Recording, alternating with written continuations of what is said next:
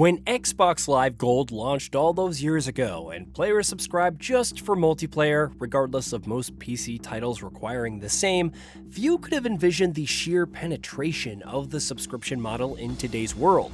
Sure enough, we now have Game Pass with its many tiers, Nintendo Switch Online and Expansion Pack, PlayStation Plus and its 3 tiers, Apple Arcade, Nvidia GeForce Now, and EA Play alongside individual subscriptions for games like World of Warcraft, Fortnite, Fallout 76, and so on. This doesn't count subscriptions to other services like Netflix, Amazon Prime, Disney Plus, etc. Such is the sheer range of subscriptions that subscription fatigue is now a thing.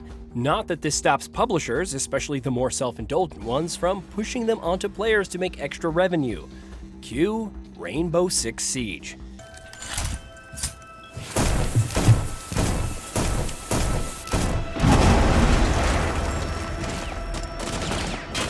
Wait, Rainbow Six Siege, you're probably asking? Yes, Siege, the 2015 PvP tactical first-person shooter. It's still seeing updates. Heck, the franchise is entering Season 2 of Year 9 in terms of content, and is currently one of its publishers' largest and most successful games. Upon revealing all the changes and content coming soon, the development team announced the RE6 membership during the recent Manchester Major. That's right, for just $10 per month or $80 annually, you can receive the Premium Battle Pass with 10 battle levels, a Bravo Pack valued at over 4,500 credits, an Epic Operator Bundle, and a time-limited Legendary.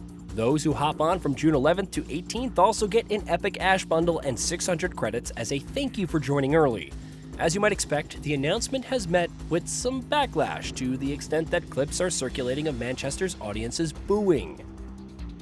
There are already comparisons to Fortnite Crew, Epic Games' monthly subscription service for Fortnite, and the value it provides. It also doesn't help that the Battle Pass's cosmetics have leaked and received a relatively mixed response, particularly the weapon skins. For many players, the real issue is the sheer lack of content that the next season, Operation New Blood, is offering. No new map, weapons, or operations unless you count the remastered Recruit, who is getting separate offensive and defensive kits as new. Also, balance adjustments to different operators, and some quality of life changes to Stadiums Alpha and Bravo. At least Attrition Arcade is coming back. Hooray! All this would feel somewhat underwhelming without the announcement of R6 membership. However, even if the teams working on balance changes and skins are separate, there's no denying that management opted to dedicate resources to the service and present it up front as a major new feature. Meanwhile, players see less content and existing issues alongside yet another avenue to pay more money in addition to the existing microtransactions and premium battle passes.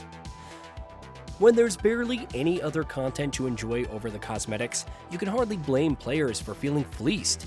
It's been the case for every live service game over the years, and the development team should have realized this sooner. Furthermore, it's not like Rainbow Six Siege is necessarily hurting in terms of revenue and resources either. The publisher's recent financial report revealed that net booking had grown by over 50% this year, while boasting excellent results in terms of acquisition, activity, viewership, and monetization this year. Session days are up by 38% year-on-year, while session days per player are up 24%. Everything from the Marketplace Beta to the Rainbow Six Invitational has been received well by those in charge.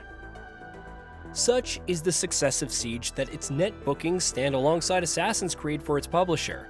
The peak concurrent player count on Steam isn't too shabby either, with over 200,000 players on March 17th and a solid 73,587 in the past 24 hours. Even without considering players on Connect and other players, it's still a solid figure. If that isn't enough indication that the game is doing well and very much alive, Red Storm Entertainment's The Division's Heartland was cancelled, so it could work on the Rainbow Six franchise. How deeply involved it is with Siege is unknown at this point, but just the fact that the developer has allocated more resources is enough evidence that it sees further opportunities. So, if it's doing so well and has the resources, why is this season so barren in content? Why does the development team need to lock content behind a membership to entice players to sign up?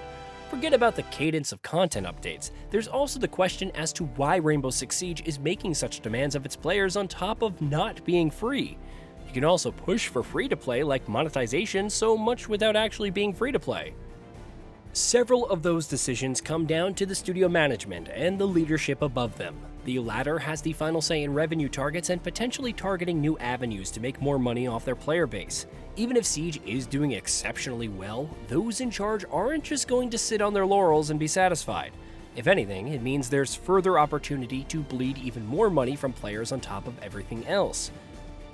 This may only really be the beginning from the publisher. Lest we forget, Assassin's Creed Infinity is in the works and promises a dedicated platform for the series' content.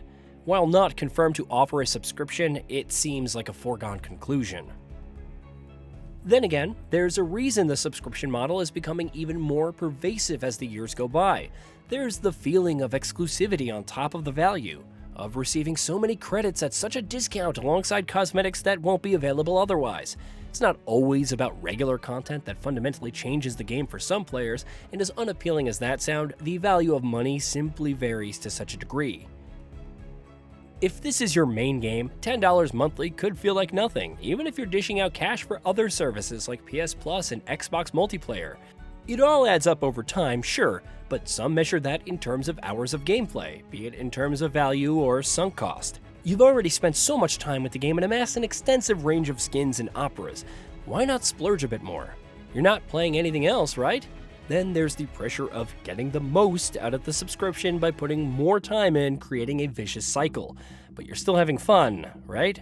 Besides, even if you hate it and swear to uninstall it, you'll be back. Any game that's doing so well shouldn't have to resort to such measures when it comes to continually generating revenue, but that's unfortunately not how leadership thinks. For now, R6 memberships will be yet another revenue stream on top of everything else that it can brag about or spin when the next financial report is out, regardless of the state of the game. Maybe things will improve next season. Maybe the development team will consider feedback and reassure fans that it's committed to addressing core issues while still taking more of their money. Either way, the chances of backpedaling on this are slim.